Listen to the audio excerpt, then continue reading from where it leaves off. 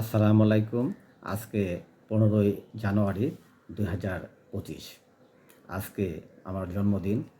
জন্মদিন উপলক্ষে সবাইকে জানাচ্ছি অনেক অনেক শুভেচ্ছা এবং অভিনন্দন। এবং আপনারা যারা জন্মদিন উপলক্ষে আমাকে উইশ করেছেন, সকলকে জানাচ্ছি অসংখ্য ধন্যবাদ। তো আজকে যে বিষয়টা নিয়ে কথা বলতে চাচ্ছি সেটা হচ্ছে যে বাণিজ্যিক ভিত্তিতে ফুল চাষ এবং তার রপ্তানির সম্ভাবনা। এবং গতকালকেও বাংলাদেশ বেতারে এই বিষয়ের উপর একটা লাইভ প্রোগ্রাম ছিল। যেহেতু বেতারে মানুষ খুব একটা বেশি সংখ্যক শোনা হয় না, কাজেই সেই বার্তাগুলো আমি আমার ভিডিওর মাধ্যমে আপনার দেওয়ার চেষ্টা করছি। আজকে আমি বলার চেষ্টা করব যে আমাদের দেশের বাণিজ্যিক ভিত্তিতে ফুল চাষের কী সম্ভাবনা রয়েছে এবং ফুল চাষ রপ্তানি করতে গেলে কী কী ধরনের প্রতিবন্ধকতাগুলি সৃষ্টি হচ্ছে, কী কী কোন কোন দেশ সবচেয়ে বেশি ফুল উৎপাদন করে, কোন দেশ ফুল আমদানি করে, এবং এই সমস্ত বিভিন্ন তথ্য উপাত্ত দিয়ে সাজিয়েছি আজকের এই আয়োজনটি। আশা করি আপনারা শুনলে অবশ্যই উপকৃত হবেন। তাহলে মূল আলোচনা শুরু করা যাক। আসলে ফুল বললেই কিন্তু একটা সুন্দর একটা অনুভূতি, একটা ভালোবাসা, একটা পবিত্রতা, সৌন্দর্যের একটা প্রতিচ্ছবি ফুটে ওঠে আমাদের মনে। এবং এই ফুলের ইতিহাস কিন্তু অনেক দীর্ঘ। আজ থেকে প্রায় ২০০ বছর আগেও ফুলের চাষ হতো এবং ফুল কেনা-বেচা হতো। যেটা দেখা যায় ১৯১১ সালে কবি সত্যেন্দ্রনাথ দত্ত লিখেছিলেন, "ঝুটে যদি মোটে একটি পয়সা, খাদ্য কিনিও ক্ষুধার লাগি, দুটি যদি জুটে অর্ধেকে তার, ফুল কিনে নিও হে অনুরাগী।"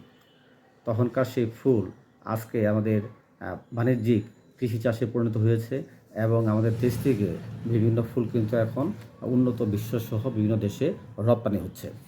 বাংলাদেশের আবহাওয়া ফুল চাষের অত্যন্ত অনুকূল। ফুল চাষের জন্য যে আলো, যে তাপমাত্রা, পানি, আর্দ্রতা, পুষ্টি উপাদান যা দরকার সকল কিছুই কিন্তু আমাদের দেশে বিদ্যমান। আমাদের দেশের তাপমাত্রা সাধারণত 15 ডিগ্রি সেন্টিগ্রেড থেকে 34 ডিগ্রি সেন্টিগ্রেড পর্যন্ত যে রেঞ্জ, এই রেঞ্জের মধ্যে অবস্থান করে, যা ফুল চাষের অত্যন্ত অনুকূল। কাজেই আমরা কিন্তু এই ফুলকে নিয়ে অনেক কিছু চিন্তাভাবনা করতে পারি আগামীতে কীভাবে আমরা রপ্তানি করে ফুলের মাধ্যমে আমাদের অর্থনৈতিক সমৃদ্ধি সাধিত করতে পারি। এখন আমরা জানতে চাই কোথায় কোথায় ফুল উৎপাদন করা হয়। বাংলাদেশের যশোরের গদখালিকে বলা হয় ফুলের রাজধানী, অর্থাৎ ক্যাপিটাল অফ ফ্লাওয়ার। বাংলাদেশে প্রায় শতকরা ৭০ থেকে ৭৫% ফুল এই যশোরের গদখালি থেকে সরবরাহ করা হয়। তাছাড়া মানিকগঞ্জ, গাজীপুর, নওগাঁ, রাজশাহী, চট্টগ্রাম, কক্সবাজার, নরসিংদী, কিশোরগঞ্জ, সিলেট, ময়মনসিংহ, সাভার, নারায়ণগঞ্জ, সাতক্ষীরা, কুমিল্লা, চুয়াডাঙ্গা, ঝিনাইদহ, রংপুর এই সমস্ত অঞ্চলেও ফুলের চাষ হয়ে থাকে। এখন এই ফুলের চাষ কীভাবে আমরা বৃদ্ধি করতে পারি? ফুলের চাষ বৃদ্ধি করতে গেলে ফুলের জাত নির্বাচন অত্যন্ত গুরুত্বপূর্ণ। কারণ কোন জাতের ফুলগুলো বেশি রপ্তানি হয় তা জেনে কিন্তু আমাদেরকে আবাদ করতে হবে। তাছাড়া ফুল যেন সেটার যে লাইফ, যেটার তার সময়সীমা বেশিদিন পর্যন্ত সংরক্ষণ করা যায়, এই জাতীয় ফুলের চাষ আপনাকে করতে হবে এবং উন্নত চাষাবাদ পদ্ধতি প্রয়োগ করতে হবে। আমাদের চাষিরা ফুল উৎপাদন করলেও এখনও কিন্তু পুরোপুরি আধুনিক প্রযুক্তি, যেমন গ্রিন হাউস বা শেড হাউসের মাধ্যমে ফুল উৎপাদন আমরা করতে পারছি না। এবং জৈব এবং রাসায়নিক সার যতটুকু দেওয়া দরকার অ্যাজ এ গাইডলাইন, সে অনুযায়ী কিন্তু আমরা অনেকেই দিচ্ছি না। এবং সেচ এবং পরিচর্যা, অর্থাৎ প্রতিটি জিনিসই এখানে সায়েন্টিফিক্যালি হতে হবে। ভালো কৃষি পরিচর্যা করতে হবে, যেটা নিয়ে বর্তমান সময়ে অনেক আলোচনা হচ্ছে, যেমন ট্রেসিবিলিটি ইনশিওর করা। অর্থাৎ একটি ফুল গাছে আমি কখন বপন করছি, কখন সার দিচ্ছি, কখন কীটনাশক স্প্রে করছি, কখন আমি সেচ প্রয়োগ করছি, অর্থাৎ সমস্ত ইন্টারকালচারাল অপারেশনগুলি অবশ্যই লিখিত থাকতে হবে এবং তা কোনো একজন কৃষি কর্মকর্তার তত্ত্বাবধানে হতে হবে। কারণ এই ট্রেস আউট করতে গেলে সমস্ত তথ্য যদি না থাকে তাহলে কিন্তু এই ট্রেস আউট করার সুযোগ আমাদের থাকবে না, যা করা অত্যন্ত গুরুত্বপূর্ণ। তাছাড়া যে প্যাকেজিং, প্যাকেজিং ব্যবস্থা বাংলাদেশে অত্যন্ত দুর্বল। সুতরাং একটি দেশের আগে বলা হয়, আগে দর্শনধারী পরে গুণ বিচারী। কাজেই এই প্যাকেজিং যদি ভালো না হয় তাহলে কিন্তু আমরা এই ফুলের মান ভালো হলেও কিন্তু রপ্তানি করতে পারবো না। তাছাড়া আপনারা জানেন যে আন্তর্জাতিক মানদণ্ড রয়েছে, আমরা যেটাকে বলি ফাইটোস্যানিটারি কমপ্লায়েন্স। অর্থাৎ একটি দেশ থেকে আরেকটা দেশে ফুল রপ্তানি করতে গেলে সেই ফুলের মধ্যে কিছু কিছু ইনসেক্ট এবং ডিজিজ ফ্রি থাকতে হবে। কোন দেশে পাঠাতে গেলে কী কী ইনসেক্ট এবং ডিজিজ ফ্রি হতে হবে সেটা কিন্তু আমাদেরকে আগে থেকেই জানতে হবে, জেনে সেই দেশে ফুল রপ্তানি করতে হবে। তাছাড়া এই ফুল চাষের মধ্যে আমরা যখন রাসায়নিক সার প্রয়োগ করি, এক্সেসিভ ইউজ অফ কেমিক্যালস ব্যবহার করার জন্য কিছু কিন্তু আমাদের এমআরএলের মাত্রা, অর্থাৎ ম্যাক্সিমাম রেসিডিউর লেভেল কিন্তু অনেক হাই হয়ে যায়, যেটাও কিন্তু রপ্তানির একটা অন্যতম অন্তরায়। তাছাড়া আমাদের যে মার্কেটিং অর্থাৎ রপ্তানির যে নেটওয়ার্ক সেটা আমাদের বৃদ্ধি করতে হবে। অনলাইন প্ল্যাটফর্ম ব্যবহার করে, যেমন আলিবাবা, অ্যামাজন, এই সমস্ত জায়গায় কিন্তু রপ্তানি এই সমস্ত জায়গায় খোঁজখবর করে রপ্তানি কিন্তু সুযোগ বৃদ্ধি করা যায়। তাছাড়া বিভিন্ন দেশের সাথে সরাসরি চুক্তি করেও কিন্তু এই ফুল চাষের রপ্তানি বৃদ্ধি করা যায়। এবার সরকারের কিন্তু সহযোগিতা আমাদের দরকার। যেমন যারা ফুল চাষ করবে, এই ফুল চাষিদের সহজ শর্তে ঋণ দেওয়া, ভর্তুকি দেওয়া, এটা কিন্তু সরকারের একটা পদক্ষেপ থাকা উচিত। এবং সরকারি রপ্তানি যে নীতিমালা, সেই নীতিমালা আমাদেরকে সহজসাধ্য করতে হবে এবং সেটা সাধারণ মানুষের জন্য সহজসাধ্য হতে হবে। তাছাড়া এই বিষয়ে আমাদের গবেষণা এবং প্রশিক্ষণও যথেষ্ট প্রয়োজন রয়েছে। তাছাড়া কিছু লজিস্টিক সাপোর্টের প্রয়োজন। যেমন তাজা ফুল আমরা যখন পরিবহন করে নিয়ে আসি, সেটা যদি আমাদের যে গাড়িতে আমরা পরিবহন করি, সেটা যদি আমাদের গাড়ির মধ্যে যদি আমাদের ঠান্ডা করার ব্যবস্থা, কুলিং সিস্টেম না থাকে, তাহলে কিন্তু এটার মান খারাপ হয়ে যায়। কাজেই এই লজিস্টিক সাপোর্ট, পরিবহন ব্যবস্থা অত্যন্ত উন্নত হওয়া দরকার। তাছাড়া সাধারণ মানুষকে জনসচেতনতা বৃদ্ধি করা এবং বিশেষ করে আমাদের দেশে যারা নতুন এন্টারপ্রেনার তৈরি হচ্ছে, বিশেষ করে যারা মেয়েরা, এই মহিলা উদ্যোক্তা আমাদের সৃষ্টি করতে হবে। তাদের প্রয়োজনীয় প্রশিক্ষণ দিতে হবে এবং প্রয়োজনীয় প্রশিক্ষণের মাধ্যমে এই ফুল চাষ এবং উৎপাদন আমাদেরকে বৃদ্ধি করতে হবে। এখন আমি জানতে চাই যে কী ফুল সাধারণত উৎপাদন করে রপ্তানি করা হয়। যেমন রজনীগন্ধা, গোলাপ, গাঁদা, জারবেরা, গ্লাডিওলাস, অর্কিড, চন্দ্রমল্লিকা, ক্যালেন্ডুলা, এই সমস্ত ফুলগুলি কিন্তু রপ্তানি হয়ে থাকে। এখানে ফুল যে উৎপাদন করছি, আমরা একটু জেনে নিই কী কী কাজে ফুল ব্যবহার করে। যে আপনারা সবাই জানেন আজকাল যে কোনো কাজে এই ফুল ব্যবহার করা হয়। যেমন একটা ফুলকে বলা হয় symbol of love, beauty and holiness. সুতরাং আমরা কোনো জন্মদিন উদযাপনে, এই father's day, mother's day, Christmas day, ভালোবাসা দিবস, ওয়েডিং পার্টি, আমাদের যদি কোনো রাষ্ট্রীয় মেহমান আসে তাকে ফুল দিয়ে অভ্যর্থনা জানানো হয়। নিউ ইয়ার সেলিব্রেশন করা। তাছাড়া রাষ্ট্রীয় পর্যায়ে আন্তর্জাতিক মাতৃভাষা দিবস, আন্তর্জাতিক স্বাধীনতা দিবস, বিজয় দিবস, এই সমস্ত ক্ষেত্রেও কিন্তু আমাদের ফুল যথেষ্ট পরিমাণে ফুল আমাদের দেশে ব্যবহার হয়ে থাকে। এবং এই ফ্লাওয়ার যে এক্সপোর্ট আমরা করি, আমরা কোন দেশগুলো সাধারণত এই ফুলগুলি রপ্তানি করি? আমরা আমাদের ফুল সাধারণত মধ্যপ্রাচ্য, Malaysia, Britain, Pakistan, Bharat, Italy, চীন, সিঙ্গাপুর, রাশিয়া এবং ফ্রান্সে কিন্তু আমরা এই ফুলকে রপ্তানি করছি।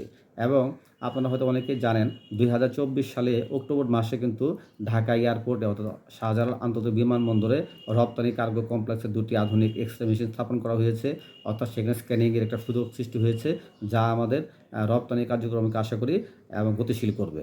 তাছাড়া আমাদের যে সমস্যাগুলো রয়েছে, যেমন কিছু রপ্তানি আমরা করে থাকি এবং যেটা ইউরোপীয় ইউনিয়ন, সেখানে নিয়মকানুন অত্যন্ত স্ট্রিক্ট। এবং 2011 সাল থেকে 2014 সালের মধ্যে আমাদের এই যে রপ্তানি চালানে কিছু ক্ষতিকর রোগ জীবাণু পাওয়ায় কিছু কিন্তু আমাদের ইন্টারসেপশনও হয়েছে, অর্থাৎ বাধাগ্রস্ত হয়েছে রপ্তানি। সুতরাং এই সমস্ত দিকে আমাদের আরও অধিক তৎপরতা চালাতে হবে। এখন আমরা একটু জেনে নেই যে ইকোনমিক ভ্যালুটা কত, বাংলাদেশের ফ্লাওয়ার মার্কেটের অবস্থাটা কী। বাংলাদেশের যে পরিসংখ্যান ব্যুরো তার তথ্য বলছে, বাংলাদেশে বর্তমানে 3,930 একর জমিতে 32,120 টন ফুল উৎপাদিত হয়। অর্থাৎ মোট চাহিদার প্রায় 70% ফুল কিন্তু বাংলাদেশের চাহিদা পূরণ করে। তাছাড়া ফ্লাওয়ার সোসাইটি তথ্য বলছে যে আমাদের দেশে প্রায় 1,500 কোটি টাকার ফুলের বাজার রয়েছে। এক সময় খালি গাঁদা এবং গোলাপ চাষ করা হলেও এখন কিন্তু প্রায় 15-16 রকমের ফুলের চাষ বাংলাদেশে হচ্ছে। এবং রপ্তানি উন্নয়ন ব্যুরোর বিগত 7-8 বছরের পরিসংখ্যান ঘেঁটে যেটা দেখা যায় যে বাংলাদেশে বর্তমানে ফুল রপ্তানি আয় 80 থেকে 90 হাজার ডলারের মধ্যেই সেটাকে ওঠানামা করছে। সুতরাং এ থেকে জানতে পারছি যে ফুলের একটা ব্যাপক চাহিদা কিন্তু রয়েছে। এবং এই প্রসঙ্গে যদি আরেকটু বলি যে সারা বিশ্বে প্রায় বলা হয় যে 36 বিলিয়ন ডলারের, আমি আবারও বলছি, সারা বিশ্বে 36 বিলিয়ন ডলারের ফুলের বাজার রয়েছে। তার মধ্যে 500 মিলিয়ন ডলারের বাজার ধরার মতো সুযোগ কিন্তু আমাদের রয়েছে। সুতরাং এখানে প্রায় 15 লাখ মানুষ এ কাজের সাথে নিয়োজিত। সুতরাং এটা অত্যন্ত একটি সাফল্যময় একটি জায়গা, যেখানে আমাদের যথেষ্ট কাজ করার সুযোগ কিন্তু রয়ে গেছে। এবং এখানে আমাদের ঢাকায় সাধারণত শাহবাগ এবং আগারগাঁও এই সমস্ত জায়গায় আমাদের ফুল বিক্রি হয়ে থাকে। তাছাড়া অন্যান্য কিছু জায়গায় ফুল বিক্রি হয়। তবে আমাদের কিছু কিছু কৃত্রিম কিছু ফুল কিন্তু আমদানিও করা হয়। যদিও এই ফুলের নাই কোনো সৌন্দর্য, এই ফুলের নাই কোনো এই ফুলের শুধু সৌন্দর্যই আছে, কিন্তু এটার যে ফ্রেশনেস নেই কোনো গন্ধ নেই, কোনো জীবন নেই। তারপরেও কিন্তু আজকাল অনেকেই এই কৃত্রিম ফুলের দিকে ঝুঁকছেন এবং রাষ্ট্রীয় কোনো অনুষ্ঠানে এবং বিভিন্ন রকম পার্টিতে আজকাল কৃত্রিম ফুল দিয়েও কিন্তু আমাদের ঘর সাজানো হচ্ছে। এবং দেখা যায় প্রতি বছর প্রায় ৩০ কোটি টাকার এই কৃত্রিম ফুল আমদানি করা হয়, যা আমদানি করা হয় প্রধানত চীন থেকে। সুতরাং আমরা এখন দেখতে পাচ্ছি যে বিশ্বে কোন কোন দেশে সবচেয়ে বেশি ফুল উৎপাদন করে থাকে। এ প্রসঙ্গে বলা যায় সবচেয়ে বেশি ফুল উৎপাদন হয় Netherland, Colombia, Ecuador, Kenya, Ethiopia, এই সমস্ত দেশে সবচেয়ে বেশি ফুল উৎপাদন হয়ে থাকে। আর সবচেয়ে বেশি ফুল আমদানি করে হচ্ছে ইউএসএ, তারপরে জার্মানি। বলা হয়ে থাকে ইউএসএ সারা বিশ্বে ফুল আমদানি প্রায় ২৭% ফুল কিন্তু একমাত্র ইউএসএ আমদানি করে। তাছাড়া জার্মানি আমদানি করে, কিছু কিছু ফুল নেদারল্যান্ড এবং কিছু ফুল ইউকে সহ বিশ্বের আরও কিছু দেশ ফুল কিন্তু আমদানিও করে থাকে। এখন এই ফুল রপ্তানির সমস্যাটা কোথায়? ফুল রপ্তানির সমস্যা হচ্ছে যে আমি যেটা আগে বলছিলাম যে আন্তর্জাতিক কমপ্লায়েন্স, অর্থাৎ যে দেশে ফুল রপ্তানি করব সে দেশের চাহিদা মোতাবেক আমাকে ফুল রপ্তানি করতে হবে। এই জন্য সে দেশের রোগ পোকামাকড় মুক্ত মর্মে নিশ্চিত হয়ে, অর্থাৎ সে দেশের জন্য যেটা কোয়ারেন্টাইন পেয়ে সেটাকে জেনে সেই রোগ জীবাণু মুক্ত করে আমাদেরকে কিন্তু সার্টিফিকেট ইস্যু করতে হবে। এবং আমাদের যে প্যাকেজিং ব্যবস্থা অত্যন্ত দুর্বল, এই প্যাকেজিং ব্যবস্থা আমাদের উন্নয়ন করতে হবে। আমাদের গুড এগ্রিকালচারাল প্র্যাকটিস, যেটা সরকার নতুন আইন করেছে এবং যেটা পাইলটিং হচ্ছে বিভিন্ন জায়গায়, এটাকে আরও গতিশীল করে আমাদের কিন্তু গুড এগ্রিকালচারাল প্র্যাকটিসটা এনশিওর করতে হবে। এবং আন্তর্জাতিক মানদণ্ড মেনে চলা বর্তমান সময়ে অত্যন্ত গুরুত্বপূর্ণ। তাছাড়া কিছু কিছু উন্নত দেশ, কিছু কিছু ইউরোপীয় ইউনিয়নভুক্ত দেশ, তারা বিভিন্ন ধরনের শর্ত আরোপ করে থাকে। কিছু কিছু আছে ইইউ ডাইরেক্টিভস, যেগুলো আমাদেরকে অনুসরণ করে ইউরোপীয় দেশগুলোতে বিশেষ করে ফুল আমাদের রপ্তানি করতে হবে। এবং আমেরিকা যদি পাঠাতে চায় সেক্ষেত্রে ইউএসডিএ, এপিস অর্থাৎ animal and plant health inspection service, যে আইনগুলো রয়েছে আপনারা এগুলো ইন্টারনেট সার্চ করলে পেয়ে যাবেন। সেই আইনগুলো মেনে আমাদেরকে ফুল রপ্তানি করতে হবে।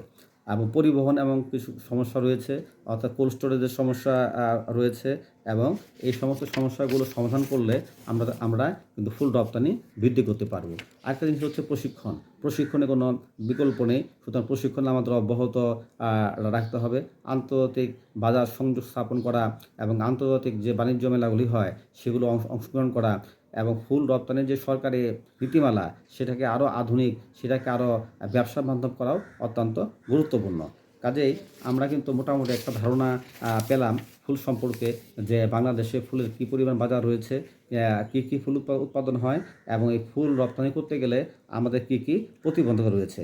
তো আশা করছি এই অল্প সময়ের মধ্যে আপনাদেরকে তথ্যগুলো দিলাম, এই তথ্যগুলো আপনাদের উপকারে আসবে এবং আগামীতে আরও নতুন কোনো ভিডিও নিয়ে আপনাদের কাছে আসবো।